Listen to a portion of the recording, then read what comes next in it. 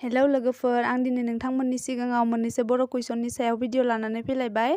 आसा खालामो नोंथांमोना भिडिअखौ नायनानै मोजां मोनगोन आरो मोजां मोनब्लाबो गाज्रि मोनब्लाबो नोंथांमोना कमेन्ट खालामना खिन्थाहरबानो जाबाय आरो भिडिअखौ स्किप खालामालासिनो जोबजासिम नायलांबानो जाबाय लोगोफोर। थौदो बिदिब्ला भिडिअ 1 नाम्बार सोंनायाव दं बर'नि गोदो गोदाय सल' बाथानि बिब' बिनानाव सानैनि मुङा मा मामोन? बिनि फिननाया जादों आसागि आरो बैसागि। 2 नाम्बार सोंनायाव दं बिफां बोराइया थैनायनि सिगां मा गालाङो?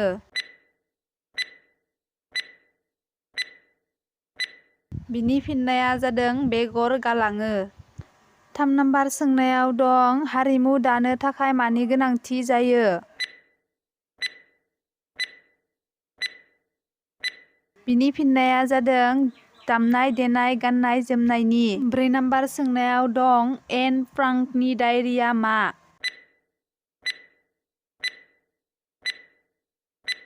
बिनि फिननाया जादों बुहुमदांखा गांसे बिजाब। 5 नाम्बार सोंनायाव दं 13ल' बोसोर बैसोआवनो सानरेब लिरनानै सोर हिनजावसाया मुंदांखा जादोंमोन? अपसन एआव दं कामिनी नार्जारी, बिआव दं सुजेता कृपालनि, सिआव दं एन फ्रांक, डिआव दं कल्पना चावला।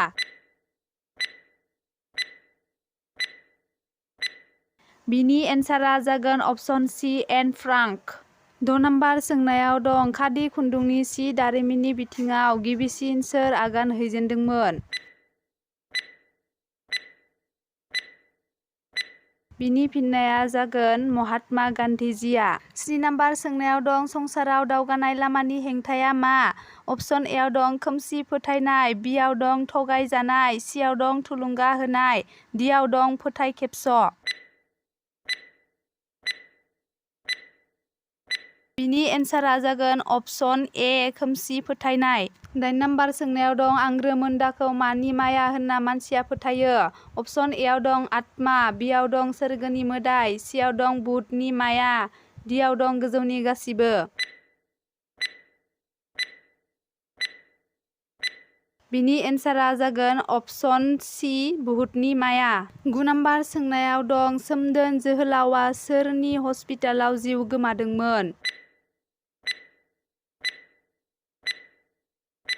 बिनि फिननाया जागोन गानजं हेड क्वार्टारनि हस्पिटालाव। 10 नाम्बार सोंनायाव दं श्री श्री सुइर हाजोआ माबे जिल्लायाव दं? अपसन एआव दं हाइलाकान्दि, बिआव दं मरिगाव, सिआव दं डिमा हासाव, डिआव दं गवालपारा। बिनि एन्सारा जागोन अपसन डि गवालपारा। 11 नाम्बार सोंनायाव दं गवालपारा जिल्लानि पाग्लाटेकआव मा बुरखांदोंमोन? बिनि फिननाया जादों सावनाय हानि बौद्ध मुसुखानि लंथाइ। 12 नाम्बार सोंनायाव दं मोदोमफ्रु बिबारा बबेयाव बारो?